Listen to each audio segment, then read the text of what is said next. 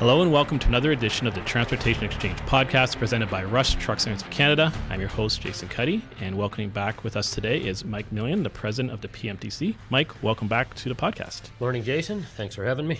So it's becoming basically an annual event, I think, having you on. But I think there's been so much going on, and for what you guys do as an organization for the industry in Canada, I think it's important to get you on, kind of update everyone of what's been happening with yourselves plus the industry in general. So thought we'd dive in because you've got a big event coming up, which is kind of the key to what you guys do, which is your conference. Maybe give us a little bit of an overview of what to expect this year. Yeah, for sure. Our biggest event of the year by far is our annual conference. This year's June 18th to 20th in Niagara Falls, Ontario.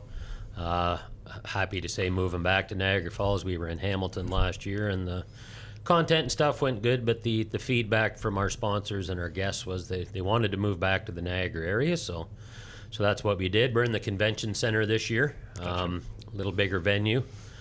Planning's going well. We have 55 exhibitors booked, which is a sellout. That was sold out the end of February. Nice. 74 sponsors overall, which is a new record, so we're appreciative of that support. We're at about a 50% sellout right now. We have 150 registered, which is tracking about where we were last year when we ended up with 298. Sellout is we can cram up to 350 if we have to. Gotcha. Rounds of 10. 300, 325 is probably preferable, but it's looking in good shape. 10 educational seminars, our awards ceremony, the cocktail reception on the Tuesday evening, the 18th. That's sponsored by TruckRight. We have our Hall of Fame awards for drivers, Rick Austin Memorial Dispatcher Award, sponsored by CPC, Private Fleet Safety Awards by Aviva, our YLG Education Bursaries, which we always look forward to, which are sponsored by 10 Street, and we'll be honoring our Driven to Lead graduates, sponsored by KRTS Transrep and 10 Street. So that's all the awards portions, and of course 10 educational seminars throughout the 2 days for our guests, variety of topics. We get safety and compliance topics. FMCSA and Transport Canada will be on site. Nice. Benchmarking survey, which we do every year. Legal updates, trying to remember them all. Next generation topics, recruitment and retention, all sorts of different topics. There'll be something there for everybody, I think. Excellent. Yeah, no, it's a very well-attended event. The awards part is always the unique part, right? But the different awards you do between fleet graphics, driver, like all the different ones, and guys look forward to that. And thanks for calling that out. I excited. forgot that one. Yeah. The graphics awards, this will actually be, I think I looked at it the other day. I believe this is the 39th straight year that the 3M has sponsored the graphics awards. So. Wild.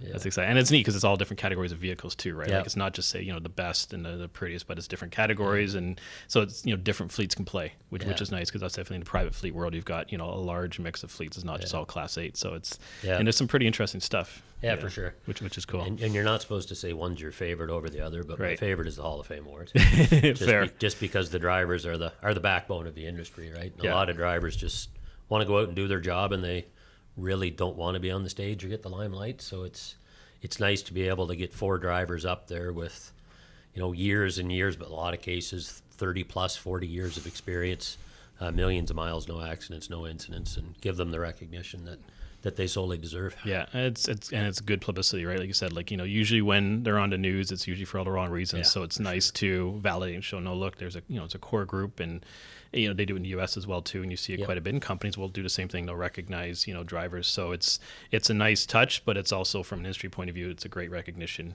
to show what these guys have done in their commitment to the industry. For sure. And then, so on top of the conference, you got a whole bunch of other events going on throughout the year and different things. And one that I found is kind of interesting, and I don't know too much about, but you mentioned with the conference part is the Driven to Lead program. Maybe kind of walk us through what that program entails. Yeah, so the Driven to Lead is an experiential learning program that really it's our young leaders group that thought it up years ago, and it's a way to get people together in experiential learning programs, and the basis of it is it's to teach you how to work better in a team environment, teach you how to not only lead better but work better towards becoming a leader in the future. And the program's really not meant just for up and coming young leaders. I took the first program years ago when we held it. Annette from our office went through it. We've had many senior leaders in there as well, because it also helps you learn how to interact with people working underneath you. Dale Carnegie is the facilitator of the program for us. So the last rendition of it was October of 2023. Okay. We had 11 people graduate from it. We will be honoring them at our conference, providing them with their certificates. We have another course running this fall, September 11th, 18th, and 25th, I believe. There's 6 modules that are going to be put on over 3 days. September 11th has to be in person at Dale Carnegie's office in Mississauga. And then the other 2 full days can be hybrid if people wish. Gotcha.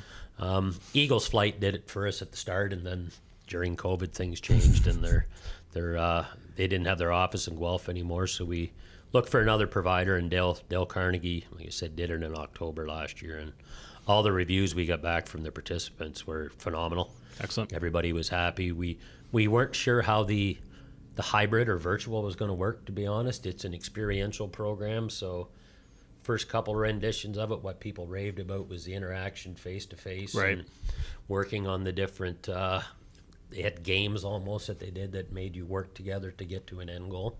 So we weren't sure how that was going to work virtually through Zoom, but surprisingly, the reviews from everybody said it was excellent. It wasn't what you would think of for a full day Zoom program. They keep you engaged and interactive. You're not just sitting there watching them teach. They pair you up with other people.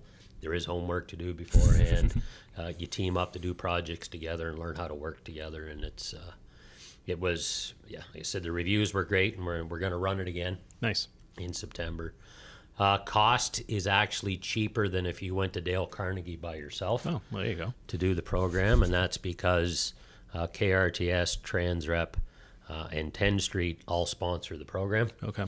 And the money they put towards sponsoring it brings the cost down. So it's a bit under $2,000, I believe, is what it costs for the full 3-day program, which if you go to register Dale Carnegie on your own, it's going to be higher than that. Gotcha. No, that's good to know, right? It's a good program, and even the virtual part, I think, helps because it probably extends the net a bit. Because the in-person's, nothing beats in person. Like, it's always great. But, if the only one of the few positives that came out of, the COVID era is the ability to use, the different programs, the Teams and the Zooms to talk virtually. Yeah, for sure. Which then allows, maybe some other companies who are, because you guys are a Canadian entity, Exactly. So you can have someone that, hey, maybe, okay, I'll be out there for the first event because I have to be, but then I can be back in my office, in Alberta or, Ottawa or something like that, and still go through the program, which is nice. Yeah, and we have had people come in from Quebec and the Maritimes before. We haven't had people come in from the West yet for it.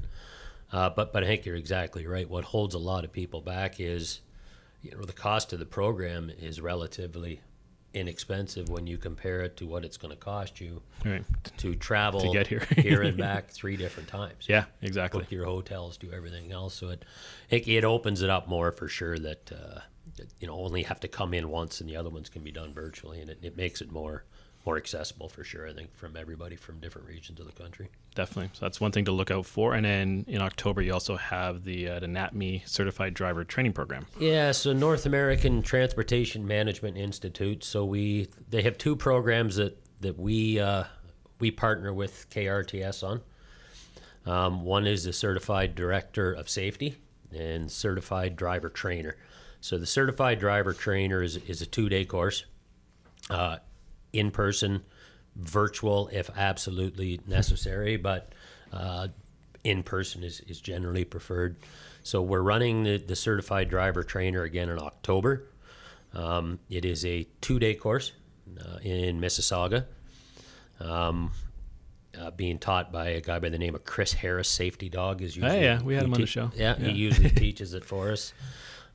We ran one last year in October, and then we just finished a program in April, Certified Director of Safety, which is normally a 5-day course, 8 hours long. In the interest of travel and people's time, we put it into a 4-day course, 10 hours long. Yep. So same amount of program, but course runs Monday to Thursday, and then they travel home on the Friday. Gotcha. We did have quite a few people in from different regions of the country as well. And they run consecutively, so if people are coming in from out of province, They don't have to come in one day this week, one day next week. Right. It's 4 days in a row. Maximum cap on that is 15. Okay. You can put in a cast for it to be, I guess you would say, taught properly. So for the certified driver trainer course that we had last fall, we actually hit 14 Wow. of 15. So advertising for it will come out soon. I believe it's October 9th and 10th, but promotion will start coming out for it shortly. And the certified director of safety, we just had 11 for it, which is actually a pretty good number as well for a 4-day commitment. So I think self-explanatory. If you're going to be a director of safety, it's a North America-wide recognized training program to help you understand what you need to know as a director of safety, and it also teaches you how to teach, for Right. lack of a better term. Yep. Years ago, I come off the road as a driver and became a driver trainer, and I went through a program to learn how to teach, because it's one thing to know the knowledge. The other thing is how do I pass it along to the people that I need to pass it along to. So part of the program is making sure you have the knowledge, and part of it is also teaching you techniques of instruction and learning how to do it. So, well, that's true, right? Because I mean, like you said, a lot of drivers, you look at the awards you give out, right? These are phenomenal drivers, with a ton of industry knowledge. But how do you take all that and and share it in a way that people can absorb it, right? Because it's how you learned or how you taught yourself may not always be the best way for someone else, right? So that's kind of a key thing, is being able to interpret what you know into a way people can absorb it. So it's a key part of the training for sure. For sure. And the feedback we've got in the 2 courses we've ran so far have been great. So we appreciate the partnership with KRTS on that. And like I said, Chris Harris, the safety dog, he's taught both courses so far, and people rave about how good a job he does. Nice. Yeah, no, he's good stuff. We had him on, and he's passionate about safety. I mean, it's sure. in his name, but Yeah. it's but he's definitely, his personality comes out. He makes it exciting. He makes it interesting. It's not dry, definitely. So I could see that in the course being another big thing to get through 4 days. It's a lot to take in, but knowing his personality and what he does with his programs and his shows, that he brings some life to it, which is great. Well, and it just reminded me too, feedback I got from one of the participants who was in the course, the 4-day one, it's not only the information that you're taught on site. He said what he found really valuable was the interaction with all the other safety directors or individuals being taught the course, them talking about their different experiences at their company and what they did that worked and what they did that didn't work, and ideas and programs. So he said almost the thought sharing process of the people that they were sharing the class with was just as valuable as being taught how to be a safety director. And that's a big piece, right? Getting back to in person is sharing those stories, and especially from that side of the industry. There's you go through so many different things that, especially if it's something major, you really don't want to go through it again. So if you can kind of share the experiences with other people, here's what happened, here's what we learned when we did the investigation, or here's how it could have been mitigated, or it could have been mitigated, but here's what we learned coming out of it from a training thing. You can share that. So from an industry point of view, just having all those people in the same room is huge, because that, on top of the training, that is valuable on itself. For sure. And I think that's one of the, to promote ourselves a little bit, I think that's one of the things that is really separates private fleets from for hire fleets in a lot of cases, is private fleets aren't competing against each other in transportation. That's right. An example I always use, Coke and Pepsi might be competing for shelf space, but the people that are coming to our conference and meetings aren't the people trying to sell Coke or Pepsi. They're the people directing the fleet. Right.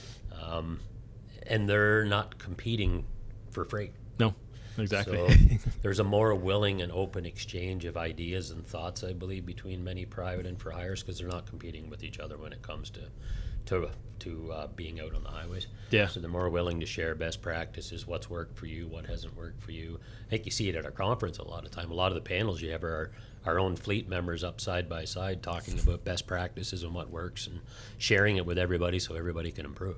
Yeah, and that's the nice part, right? It's not a competitive environment from that point, so you can willingly share a little bit more comfortably, knowing that no one's going to gain a competitive advantage, because the product you're moving is not directly tied to the freight delivery part of it. So it's two separate kind of entities when it comes to the battle for shelf space, like you said. But from running the business, there's things to be learned from either side. Yeah. So, which is great. And then, so last time you were here, you were just about to hire someone out west, and since we've talked, that has come on board. Maybe you can fill us in on that role. Yeah, so we hired a gentleman by the name of Marcel Pouliot. He's based out of Calgary, Alberta. over 40 years experience in the transportation industry. He worked at Trimac for over 30 years, about 34 years in various departments, safety and compliance, regulatory based. And he's now started his own company out there, I think about 3 years ago. And PMTC, we're a national association, but basically from a regulatory and compliance standpoint, we have an office in Milton, and basically we have one lobbyist, which was myself. Right. So we were involved with consultations right across the country. We have consulted with all the Western provinces on mandatory entry-level training. We've consulted with them on ELDs.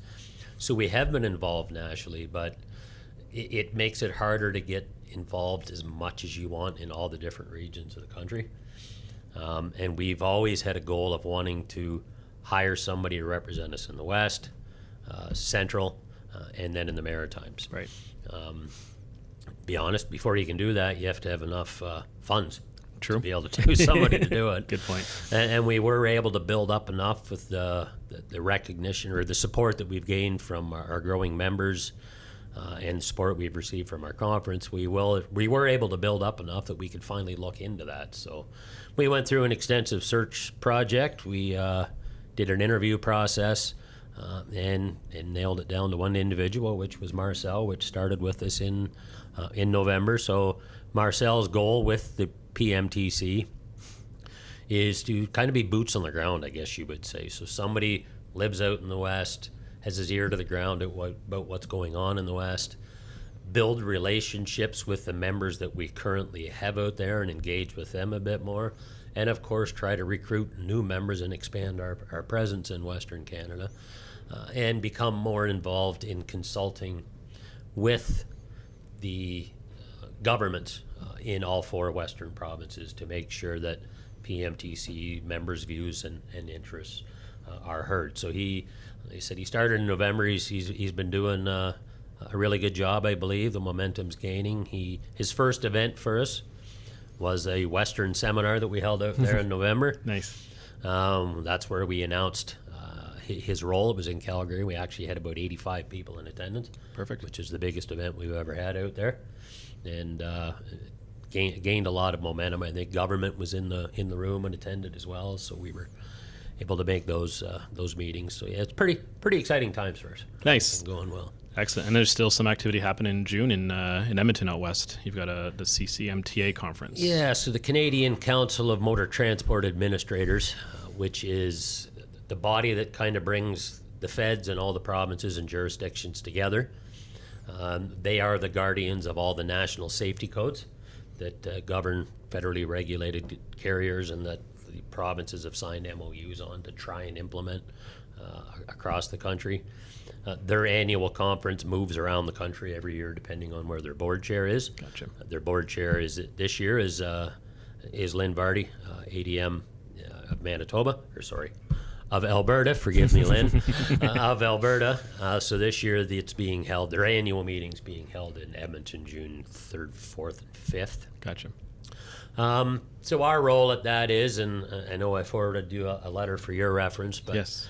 Our role at that meeting is always to make sure we present the emerging issues or issues that are still there that have been around for a while that are concerns to our members that we want to see the CCMTA and the jurisdictions address. And that's the perfect place to do it because you have all the government representatives from each jurisdiction in one place. Perfect. We are giving an opportunity. They have an educational portion on the Monday.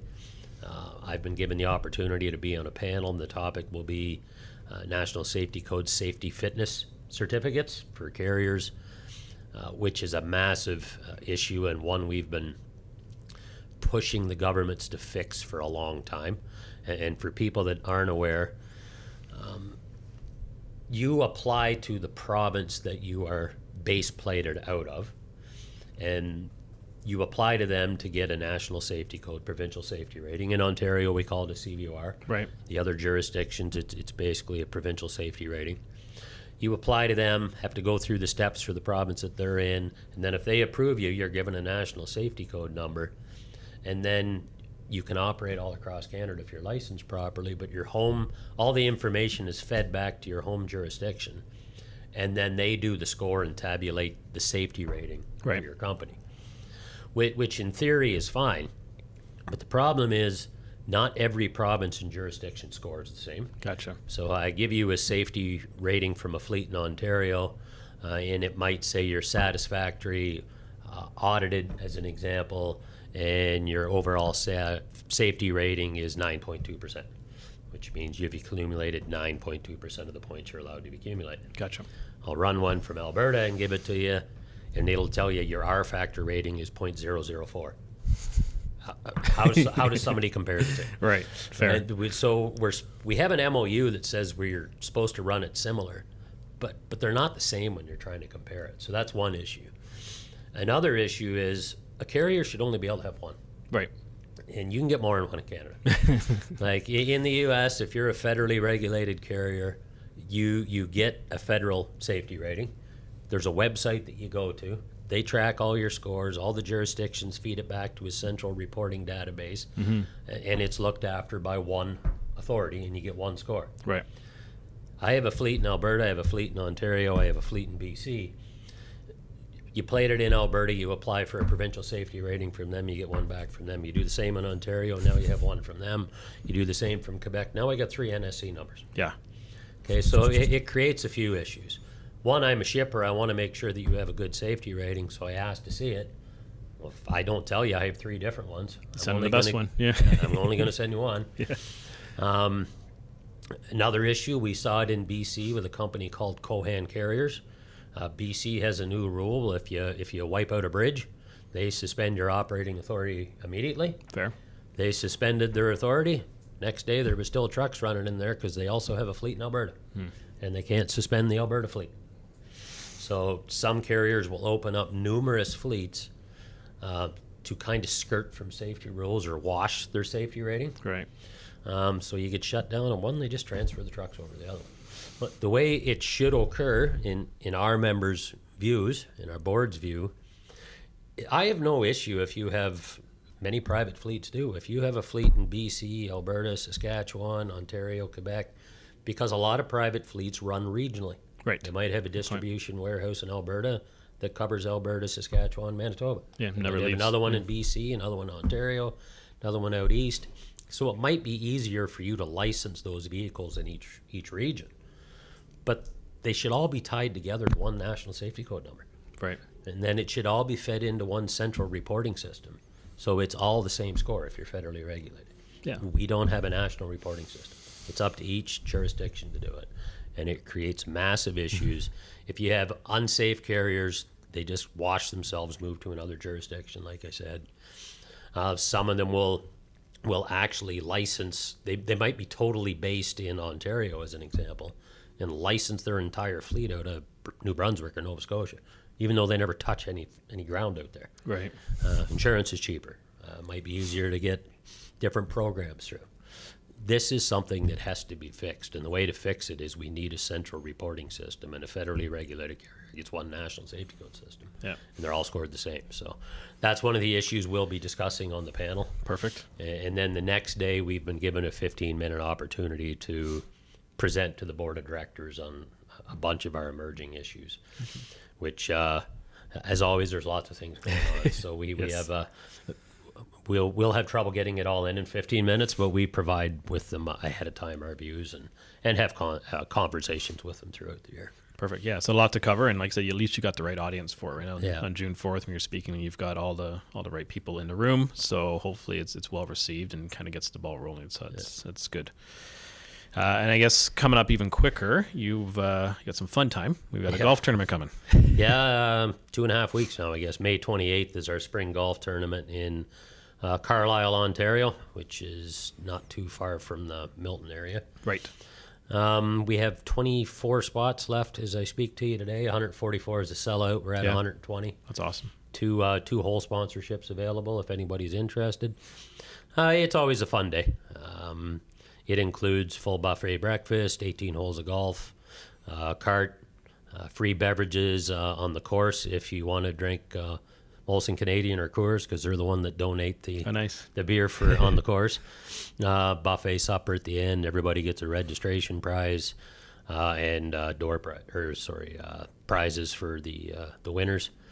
And we also do a charity putting contest where 50% of the funds raised goes to the Children's Wish Foundation. Excellent. And 50% go to our Young Leaders Group to support their programs. So. Nice. That should be a good day. So yeah, if you're interested, get a hold of our office. Like I said, we got 24 spots left. Excellent. And then I guess the last thing on the calendar is you've got a Western seminar planned in October. Yeah, early initial stages of it, but October 16th is our planned date. We will be in Calgary again. Marcel is working diligently at getting our speakers and topics together. We are going to expand it a bit this year. In other years, it's only been half a day basically. We started out with the breakfast, education, ended at noon, and had lunch. This year we're going to make it a full day. And we're going to be at SAIT. It's called Southern Alberta Institute of Technology. They're kind of a trade school out there. Okay. They have a campus in Calgary, and they've offered up their space, so we're gonna host it at their facility. Nice. So watch for details to come out. The details will probably come out after our conference in July, but people want to bookmark that date. It'll be October 16th back in Calgary this year. Excellent. Well, it's a lot to catch up on. I'm glad you're able to come back in and get us up to date, and people can go to the conference and the other events, and keep engaged and keep tuned into what you guys are working on. So thanks for doing that. Perfect. Thanks for having me. Excellent. Hey, well, that concludes this episode. We want to thank Mike again for joining us. To catch past episodes, go to transportationexchangepodcast.ca. And until next time, thanks for listening.